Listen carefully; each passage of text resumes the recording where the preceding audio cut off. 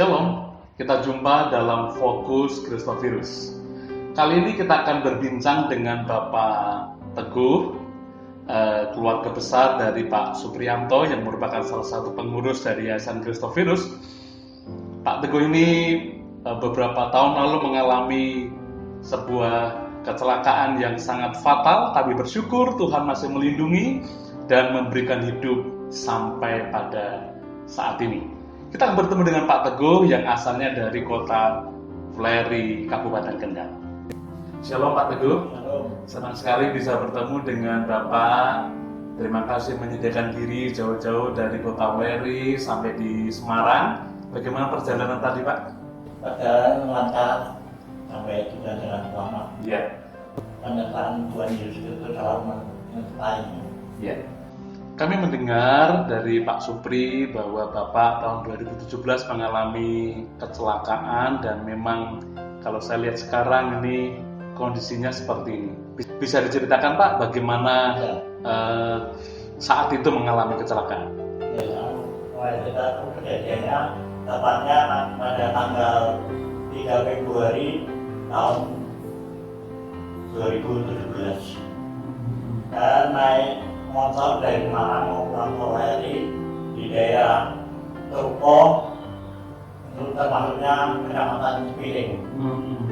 Saya ada lubang, kira-kira lubangnya dalam ternyata dalam sekali. Masuk lubang dan sudah motornya terus jatuh, sudah motor jatuh ke kanan dan jatuh ke kiri. Setelah itu di sebelahnya ada truk tronton. Truk tronton jarak 1 meter, tak bisa mau tarik dan bisa. Terus dirindas sama truk tronton itu. Truk tronton muatannya sekitar 15 ton. Dua-duanya Pak? Ya, dua-duanya. Yang parah yang kaki kiri. Kaki kiri dirindas dari depan sampai belakang, berarti 3 kali. Ya, merasakan itu dalam keadaan sadar. Dalam keadaan sadar sampai rumah sakit pun dalam keadaan sadar. Itu Bapak berboncengan atau sendirian? Sendirian ya? Oke, sendirian. Lalu jatuh tidak ada yang menolong sama sekali. Mungkin tidak berani Pak? Karena kondisi. Berani. Dengan teman saya sendiri tahu lari malahan. Lalu ditolong, tidak ada yang menolong saya, tapi sendiri, guling-guling sendiri. Dengan kaki yang sudah keplindes truk itu, berguling-guling sendiri ke samping Pak ya? Menepi sendiri. Ya.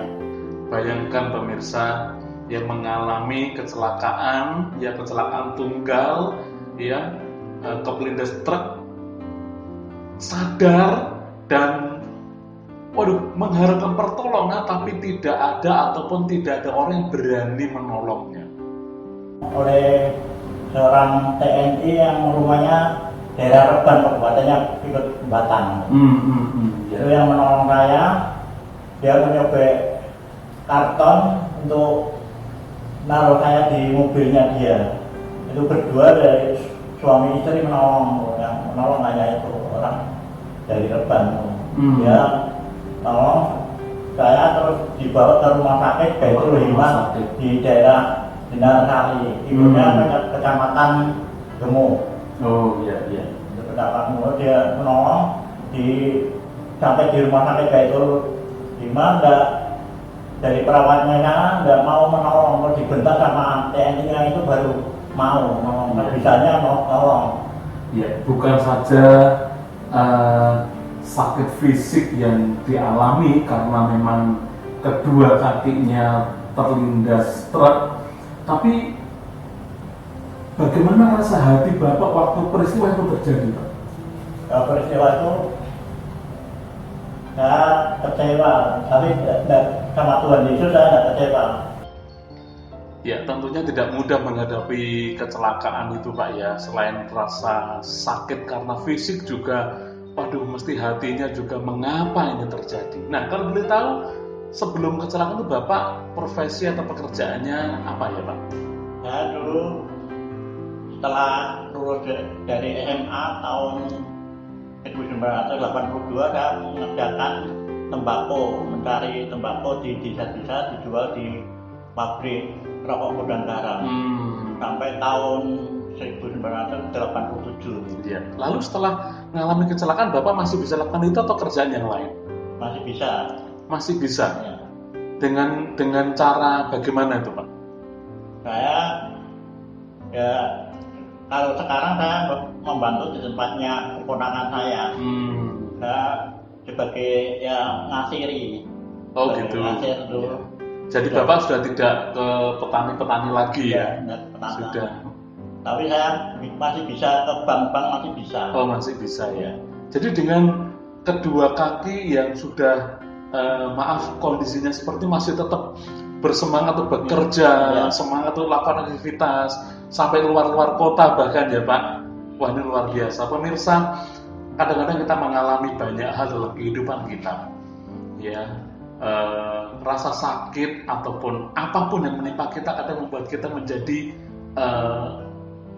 gerah, membuat kita ogah melakukan sesuatu. Ya, tetapi kita melihat Pak Teguh dalam kondisinya masih tetap semangat untuk melakukan pekerjaannya, tidak putus asa dan tidak kecewa dengan Tuhan.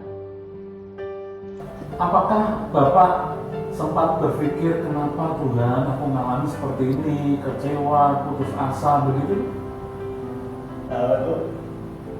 Kalau Tuhan mungkin punya rencana yang lain.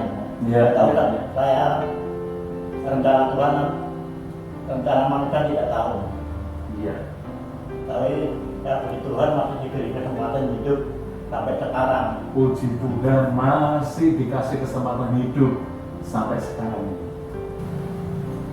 Tidak bisa membayangkan kalau hal itu terjadi pada kita. Tapi ini terjadi pada Pak Teguh dan sampai saat ini beliau masih diberi karunia kesehatan, kehidupan yang luar biasa. Nah, Pak Teguh, Bapak bisa sampaikan kepada para pemirsa, mungkin bagi mereka yang sedang mengalami PHK, bagi mereka yang sekarang pengusaha-pengusaha yang omsetnya anjlok drastis karena COVID, mungkin bagi mereka yang mengalami sakit dan dirawat di rumah sakit, ya, Bapak bisa sampaikan sesuatu kepada mereka. Saudara-saudara semua, jangan merasa kecewa. Semua ini dan pertolongan Tuhan Yesus Kristus, kami masih diberi kesempatan dan walaupun dalam keadaan saya cacat seperti ini, saya masih tetap giat untuk bekerja. Dan saudara-saudara jangan cemas, Tuhan Yesus pasti menolong saudara-saudara semuanya. Dalam kondisi seperti Bapak tetap waktu belum COVID ya, tetap ke gereja Pak ya, beribadah ke gereja ya. Kalau sekarang mungkin beribadah dengan keluarga begitu Pak ya, karena memang dibatasi kerumunan. Kalau sekarang masih kalau di gereja masih Paleri ada ibadah tatap muka. Oh, ada ibadah tatap muka dengan protokol kesehatan tentunya ya. Iya. Pemirsa, sebuah perjalanan hidup yang tidak mudah kita lihat dari Bapak Teguh, mengalami kecelakaan dan kedua kakinya harus hilang permanen. Tapi dia tidak putus asa, tidak kecewa kepada Tuhan dan terus menaruh harapnya pada Tuhan, tetap setia beribadah. Bagaimana dengan kita? Mari lewat peristiwa ini kita bisa mengambil sesuatu yang bisa memotivasi kehidupan kita. Pak Teguh bisa bersyukur, bisa menerima keadaan, dan hendaklah kita juga bisa mengucap syukur dalam segala hal, karena itulah yang dikehendaki Allah dalam Kristus Yesus bagi kita sekalian.